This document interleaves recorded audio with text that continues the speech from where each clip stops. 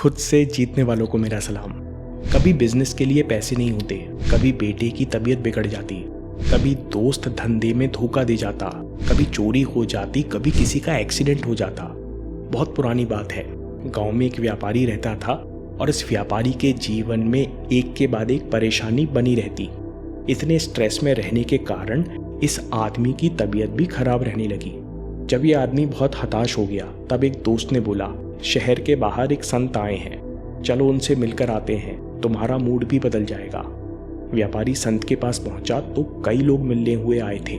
फिर कुछ इंतजार के बाद उसकी बारी आई। व्यापारी ने कहा, मैं अपनी जिंदगी से बहुत परेशान हूँ, मुझे चैन नहीं मिल पा रहा। कभी मुझे काम की दिक्कत होती है तो कभी तबीयत खराब होती है, कभी घर में लड़ाई होती है तो कभी बाहर। मैं एक के बाद एक परेशानियों से घिरा हूँ। कृपया मुझे बताइए कि मैं कैसे इन परेशानियों से निकल सकता हूँ और मैं कैसे शांति से जी सकता हूँ। उसकी बातों को सुनकर संत मुस्कुराते हुए कहते हैं कि मैं आपके सवाल का जवाब कल देता हूँ, उससे पहले आपको मेरी एक मदद करनी होगी। वो संत कहते हैं कि एक अमीर व्यापारी मुझे 100 बकरियां दे गया है और आज मुझे दूसरे गांव जाना है। आज रात आप बकरियों का ध्यान रखो, जब सारी 100 बकरियां सो जाएं तो आप भी सो जाना, मैं कल आपसे मिलता हूँ। इतना कहकर वो संत वहां से चले गए।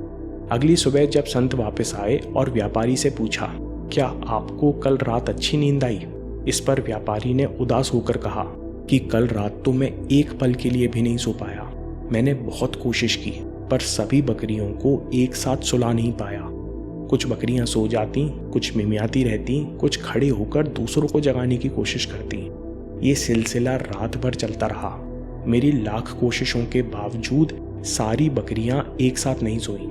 संत ने मुस्कुराते हुए कहा, अगर मैं गलत नहीं हूं तो रात को बहुत सी बकरियां अपने आप सो गई होंगी और कुछ को आपने सुला दिया होगा। कुछ आपकी कोशिशों के बावजूद नहीं सोई होंगी और कुछ आखिर में स्वयं थक कर बैठ गई होंगी। संत ने बोलना शुरू किया, क्या आपको समझ आया कि जीवन की जो भी परेशानियां हैं बिल्कुल इन बकरियों की तरह हैं। कुछ परेशानियां अपने आप हल हो जाती हैं, कुछ परेशानियां कोशिश करने पर ठीक हो जाती हैं, पर कुछ परेशानियों को जितना चाहे प्रयास कर लीजिए वो उस समय ठीक नहीं होती। संत कहते हैं कि यहाँ से एक बात और सीखने वाली है।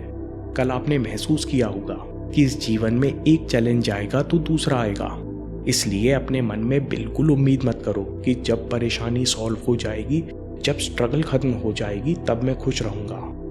आज अपना काम करो और अभी खुश रहो। संत कहते हैं कि कल जब आपने मुझसे पूछा था कि प्रॉब्लम कैसे सॉल्व होंगी और मन कैसे शांत रहेगा, तब आपके दूसरे सवाल में ही जवाब छिपा था। मन को शांत रखना ही प्रॉब्लम सॉल्व करना है। परेशानियां हमारे जीवन का अंग हैं, पर इसका ये मतलब नहीं है कि हम उनके बारे में सोचते ही रहेंगे। हम लोग परेशानी से इसलिए चिपक जाते हैं क्योंकि हम चाहते हैं कि ये हमारी मर्जी से, हमारे तरीके से, हमारे बताए हुए समय पर सॉल्व हो जाए। लेकिन कई प्रॉब्लम समय लेती हैं। जैसे कुछ बकरियां अपनी मर्जी से ही चलती हैं। तो क्या हमको अकर्मण्य हो जाना चाहिए? क्या हमको हाथ पर हाथ रखकर बैठ जाना चाहिए? बिल्कुल नहीं। अपने जीवन का लक्ष्य पहचानो, ऐसा लक्ष्य चुनो जो आपको हमेशा प्रेरित करता रहे और उसके लिए कदम बढ़ाते चलो। रात में सोने से पहले अपने दिन के एक्शंस को रिव्यू करो और खुद को याद दिलाओ, आज मैंने अपना काम पूरी मेहनत, समझदारी और ईमानदारी से किया है।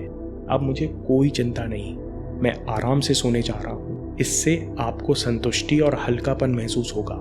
डेल कार्नेगी की एक प्रसिद्ध किताब है हाउ टू स्टॉप वरिंग। इस किताब में 3 मुख्य पॉइंट्स हैं जो हम सबको समझना चाहिए। इस वीडियो को अभी देखिए या बात के लिए सेव कर लीजिए। आपके समय से कोई वीडियो, कोई ऐप, कोई न्यूज़ कीमती नहीं है। मैं काम के किस्से लाता रहूँगा। हम जीतेंगे।